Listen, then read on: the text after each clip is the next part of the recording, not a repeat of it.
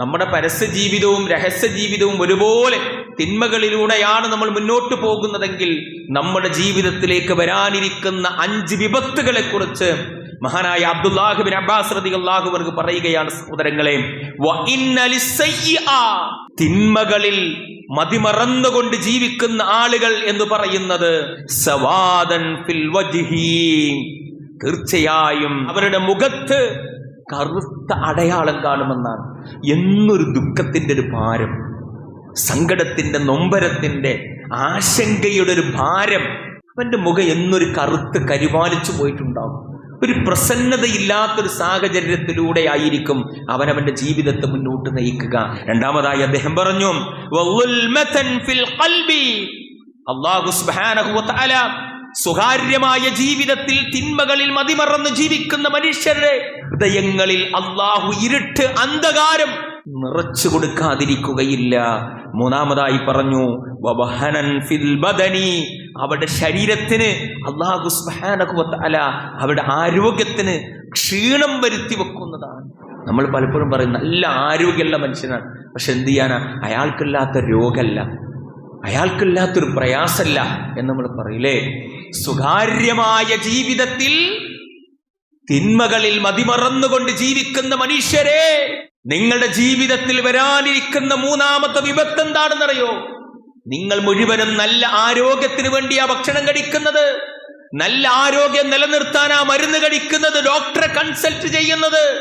എന്നാൽ മനുഷ്യരെ, നിങ്ങളുടെ ആരോഗ്യത്തിന്, ആഫിയത്തിന് അല്ലാഹു പല നിലക്കുള്ള ക്ഷീണവും വരുത്തി വെക്കാതിരിക്കുകയില്ല.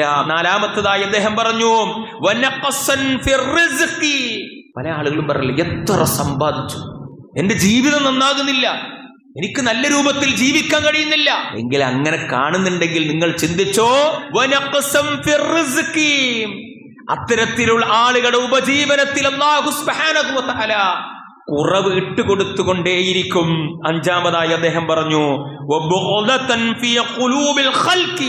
അല്ലാഹു സുബ്ഹാനഹു വ തആല മറ്റു മനുഷ്യരുടെ ഹൃദയങ്ങളിൽ അവനോട് വെറുപ്പും വിദ്വേഷവും കോപവും അല്ലാഹു ഇട്ടുകൊടുക്കുന്നതാണ്. നമ്മൾ ഓരോരുത്തരും ഒറ്റക്കാകുന്ന സന്ദർഭങ്ങളിൽ നമ്മുടെ ജീവിതത്തിൽ സംഭവിക്കുന്ന, ചെയ്യുന്ന തിന്മകളിൽ നിന്നും മാറി നിൽക്കാൻ എനിക്കും നിങ്ങൾക്കും സാധിച്ചിട്ടില്ലെങ്കിൽ, സഹോദരങ്ങളെ, അല്ലാഹുവിനെ കണ്ടുമുട്ടുന്ന ദിവസം അപകടകരമായൊരു ജീവിതത്തിലേക്കായിരിക്കും എനിക്കും നിങ്ങൾക്കും പ്രവേശിക്കേണ്ടി വരിക. മഹാനായ ശൈഖുൽ ഇസ്ലാം ഇബ്നു തൈമിയ്യ റഹിമഹുല്ലാഹ് പറയാണ്, ഇദാ ഉഹ്സിനത് സറായിരി അഹ്സനല്ലാഹു ലവാഹിർ, രഹസ്യമായ ജീവിതം നന്നായാൽ പരസ്യമായ ജീവിതം അല്ലാഹു നന്നാക്കുന്ന. നിങ്ങളുടെ സ്വകാര്യമായ ജീവിതത്തിലെ കർമ്മങ്ങളെ നിങ്ങൾ ചിട്ടപ്പെടുത്തിയാൽ നിങ്ങളുടെ പരസ്യമായ ജീവിതം ഉണ്ടല്ലോ, അത് അല്ലാഹു സുബ്ഹാനഹു വ തആല നിങ്ങൾക്ക് നന്നാക്കി തരാതിരിക്കുകയില്ല എന്ന് എന്നെയും നിങ്ങളെയും ഓർമ്മപ്പെടുത്തുകയാണ് സഹോദരങ്ങളെ. അതുകൊണ്ടാണ് അല്ലാഹു സുബ്ഹാനഹു വ തആല അവന്റെ വിശുദ്ധ ഖുർആനിലൂടെ പഠിപ്പിച്ചത്, ഇന്നല്ലദീന യഖ്ശൗന റബ്ബഹും ബിൽ ഗൈബി, മനുഷ്യരെ, നിങ്ങളുടെ കൂട്ടത്തിൽ ആരാണോ തന്റെ രക്ഷിതാവിനെ അദൃശ്യമായ നിലയിൽ ഭയപ്പെട്ടുകൊണ്ട് ജീവിക്കുന്നത്? എങ്ങനെയാണ്?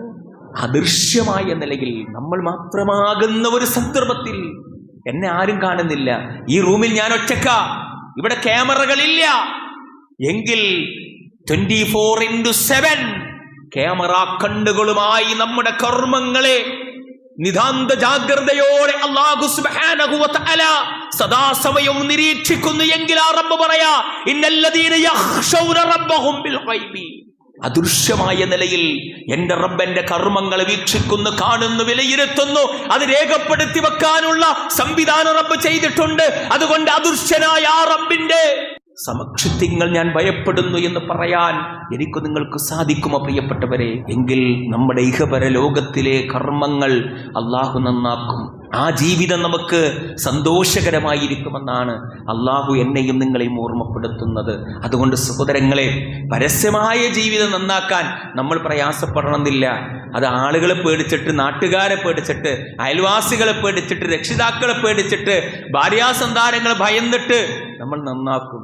പക്ഷേ ഞാനും നിങ്ങളും ഒറ്റക്കാകുന്ന സന്ദർഭങ്ങളിലുള്ള നമ്മുടെ കർമ്മങ്ങളെയാണ് പ്രിയപ്പെട്ടവരെ നമ്മൾ നന്നാക്കേണ്ടത്. അതിനെ ശരിപ്പെടുത്തിയാൽ സഹോദരങ്ങളെ പരസ്യമായ ജീവിതത്തെ അള്ളാഹു നോക്കിക്കോളും. അതുകൊണ്ട് നമ്മുടെ രഹസ്യവും പരസ്യവുമായ ജീവിതത്തിലെ കർമ്മങ്ങൾ നന്നാക്കി തീർക്കുക. ആ ജീവിതത്തിലുണ്ടാകുന്ന തിന്മകളിൽ നിന്നും അള്ളാഹുവിനെ ഭയന്നുകൊണ്ട് മാറി നിൽക്കാൻ എനിക്കും നിങ്ങൾക്കും സാധിക്കണം. അത്തരത്തിലുള്ള മുത്തഖീങ്ങളിൽ അല്ലാഹു സുബ്ഹാനഹു വ തആല നമ്മേവരും ഉൾപ്പെടുത്തി അനുഗ്രഹിക്കുമാറാകട്ടെ.